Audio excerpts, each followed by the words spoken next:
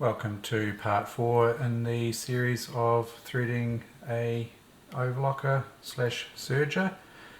In this video I'm just going to show a couple of variations of different makes and models, in particular the Singer here.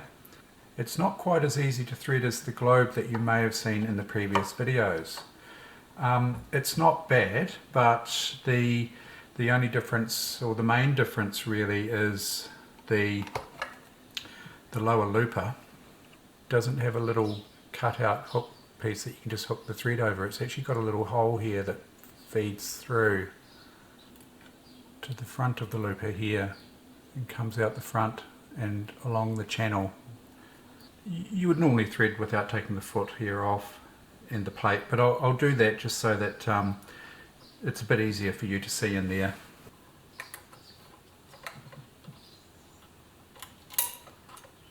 That off.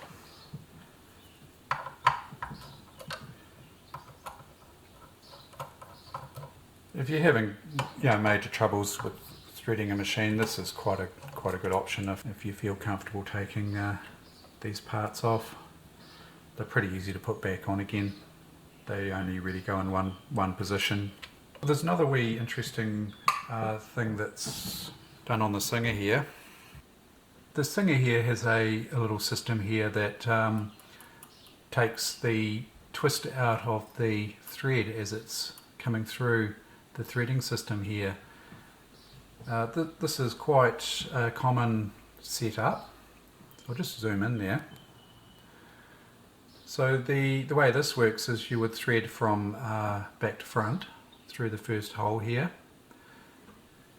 and then loop the thread over the back and come in between this little gap down here like that, and then towards the tension down the slot, towards the tension disc there. And you can see that it comes in from the back, loops over the front to the back again, and through another little eyelet down here as well. So that just takes a twist out of the thread. The top loop is fairly easy to thread on this one, so I won't bother going through that threading process for the top looper. It's mainly the lower looper here that we're concerned with, and its differences to the globe machine that I've showed. So we'll just quickly thread through these little eyelets here. So I'm just following the yellow dots there, that one. Now you may see this from time to time, this kind of setup here with a little loop, like a curly tail, like a pig's tail. That makes it fairly easy to thread through there. You just bring your thread over like so and go around the pigtail, and there we are through the hole there. Now it's the next bit that's challenging, or can be. The Singer's got this nice little feature to give you access into the back of the looper here with this little clip-on arm here. The other neat thing about the Singer is the free arm, so you can clip down this little plate here, flat plate, and that gives you this free arm feature. It's quite handy. They're quite a nice little machine actually, the little Singer. These are Japanese made, so they're pretty good quality. Now the challenge here can be when we're coming from the other side of the pig's tail here, and I'll just zoom in on this area here. And the looper's got this hole here in the back. Now the thread's got to go through there, so I just do my trick where I double the thread over there, twist it, and then you can thread through like so.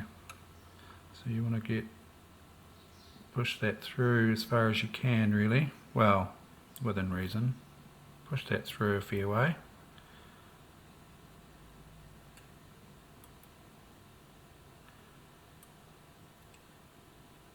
Like that. This side, we can see the thread. Oops, I nearly pulled it back out. I'll just push that back through. like that, and then grab this end with your tweezers and through the eye of the looper there.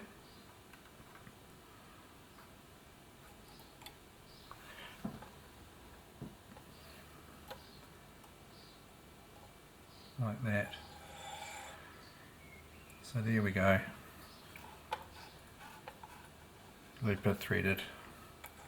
The other way you can handle that, I'll just unthread that again. I'll show you a little trick.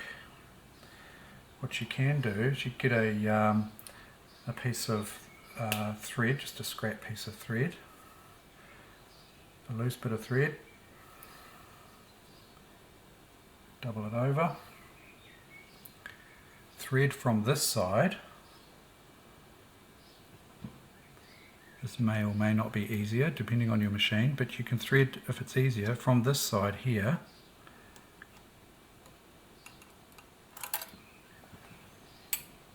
Grab the thread, don't pull it right through, just pull it part way through. So this is the other end here. Okay, so I've got this end here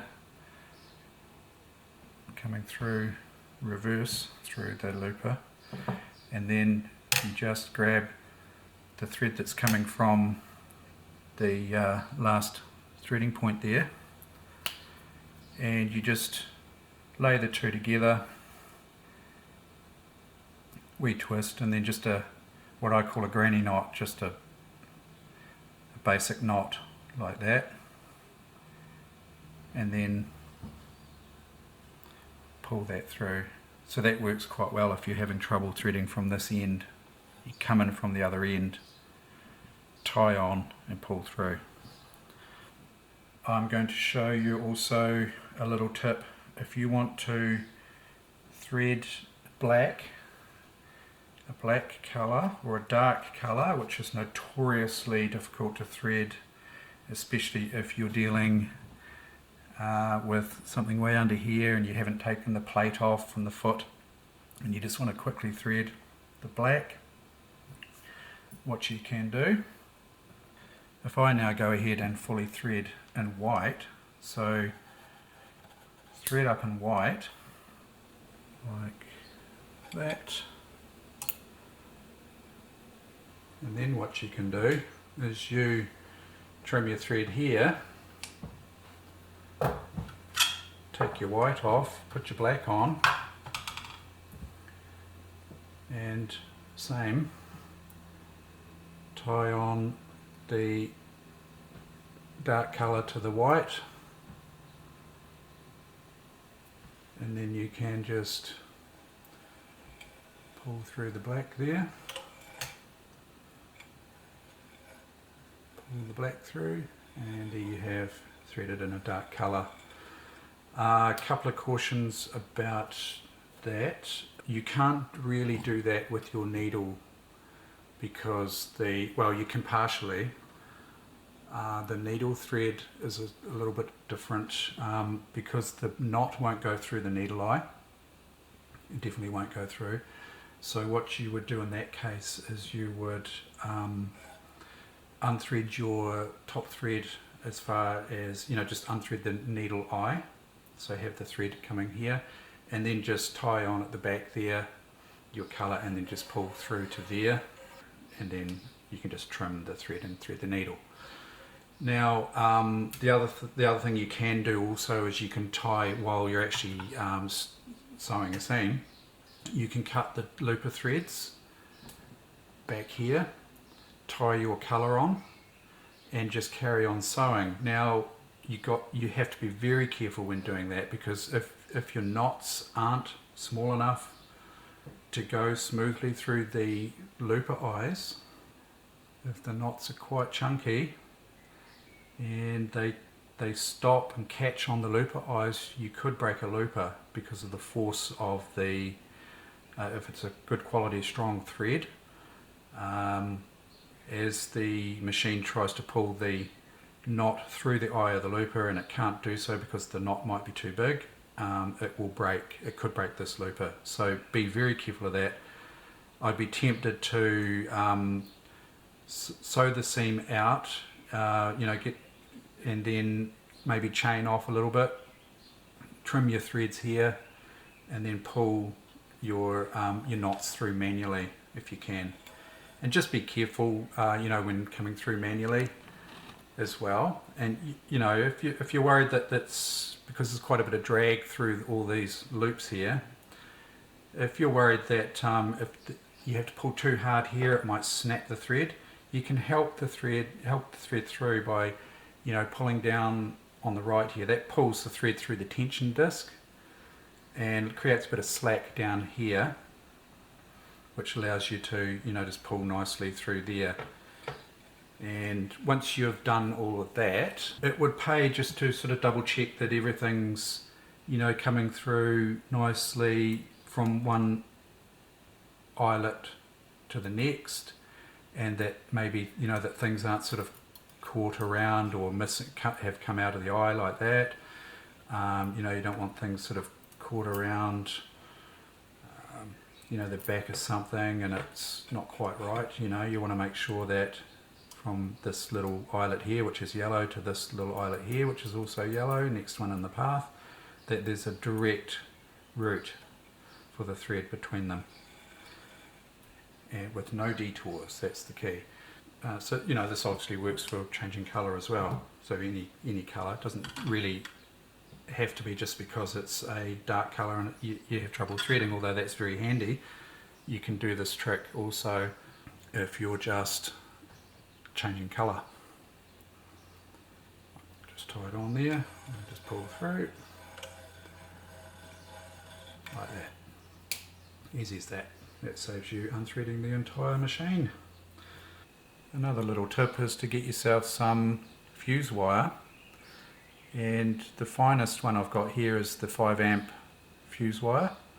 So what you can do is you can just make a little threader, a little bit like a needle threader really, out of fuse wire.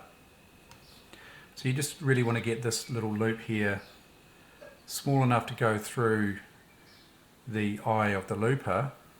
So coming in from the other end, feed the loop through. It's not quite small enough. I've actually made the loop pretty small there, but that's not a problem. We can thread in through another loop, spread out another loop down further. So as long as we get this through, there we go, through there, and then you can just open up a loop, maybe with tweezers, any loop here, any piece of the doubled over fuse wire there, like that, and then you can put your thread through the fuse wire like that, and then just pull the fuse wire through, and there you go, threaded. So just a basic piece of fuse wire should do the trick there. This overlocker is a Bernina 800DL, and it's got one of these offset thread stands I was talking about in the first video, and you can see here that I've got this completely wrong. I purposely set this up to show you this properly, and you can see that the tops of these spool pins here are not lined up with these loops because it's offset to the back there. So to fix this, it's pretty easy with these ones. Just take the threads off the loops here, like that, turn that 180, and just put your threads back on, and now you can see that they are lined up directly one above the other, like so. That's what you want. So I've just turned the machine around. This is a view from the back, and these are the first loops to thread through after the top of the thread stand. So I just wanted to show you the close-up here. So the thread here, I'm going to unthread the lower looper because I want to demonstrate that on this model as well. But what you've got to be careful of here is that you make sure that this thread comes down into the loop there. You may be able to see there's a plate in there with a little protrusion on it. You've got to get it under there so that it stays under there. You don't want this one to be coming straight through the discs, because if we have a look side on, if we don't go through this, if we don't put the thread down through this little loop at the back, it's going to take a more direct path to the top of the little tension discs in here, and that's actually pulled out of there. So if I keep pulling that thread, it's just pulled out of the tension disc there now. Even though I've pulled it in there, you'll see it gradually work its way out. There, it's come out now. So there's no tension on that now, it's just popped out. So that's quite important, to hook the thread in under the back there, and that makes sure that it drags it through this channel properly and through the tension disc. So there's little quirks for each machine, the little bits and pieces like that that you need to be aware of. Now, just a note about the needle screws. If you saw the first video, you would see that the globe overlocker that I was demonstrating there, although it had two needles, had only one needle set screw. So one screw would hold both needles in. But this particular machine has an individual needle set screw for each needle. And also a handy feature with this model is it's got a clip-on foot. So if you want to release the foot here, instead of taking the mount screw off and taking the whole shank and the foot off all in one, you can just push a little lever at the back and it drops this foot off. And that makes it nice and easy to get to. And then if you were going to replace needles or convert to 3-thread on a machine like this that has individual needle set screws, I'll just get this out of the way here. So if you wanted to convert to 3-thread for this particular machine and you want to take out the left needle, loosen the left hand needle set screw there and pop out the left needle. What you've got to be careful with here is the right needle's intact, obviously, and the right hand needle set screw's tight, but what you've done when you take the left needle out is you've loosened this left screw here and potentially left it loose, and what can happen there is it can actually vibrate out and it sort of unscrew itself and vibrate out and fall out and you lose it. So the best thing to do there is to tighten that screw back in. You don't want to do it too tight, just reasonably tight like that, and then there's no chance that that's going to fall out. The other thing I wanted to mention too, that I probably should have mentioned in the first video, is when you're preparing for sewing after a while, or you're having trouble with your machine, it's a good idea to check that the blades are cutting properly, and a good test for that is to get a couple of strands of thread, lay them under the blade there, so bring your blade up to its top position there, and then you just turn the machine over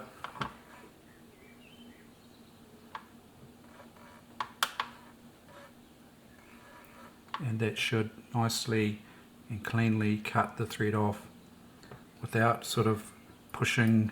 So you don't want to see the thread sort of pushing back towards you like that, sliding back. That's an indication that the blades are a little bit blunt, or if it doesn't cut it cleanly. You want to have that sorted before you carry on sewing. Okay, just zoomed in there. Nice clean cut. Now I wanted to show you the threading here. I'm just going to unthread this lower looper here. This machine's quite handy in that it's got a hinged side panel here to give you better access to the threading and whatnot, but you really don't need it because this machine's got a handy little feature. Come through the first loop here. Here's another one of these little pigtails, so that makes it quite easy.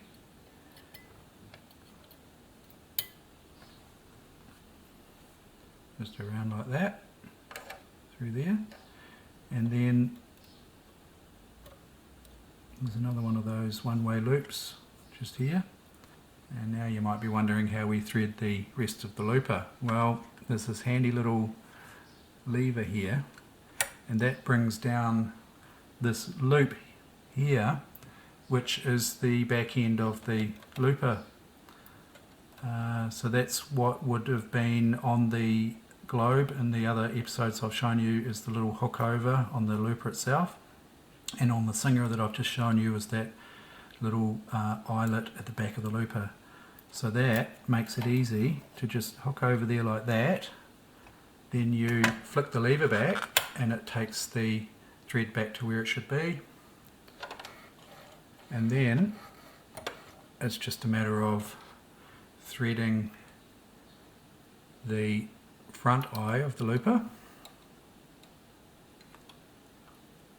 like so, and remembering not to get into our trap that I showed you in the last video, episode 3, and make sure that we pull the needle threads out from around the looper. We don't want any threads around the looper after we've threaded that last loop there.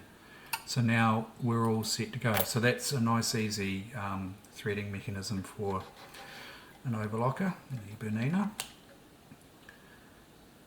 So yeah, that's about it for this video, and I hope you find that helpful, and thank you very much for watching.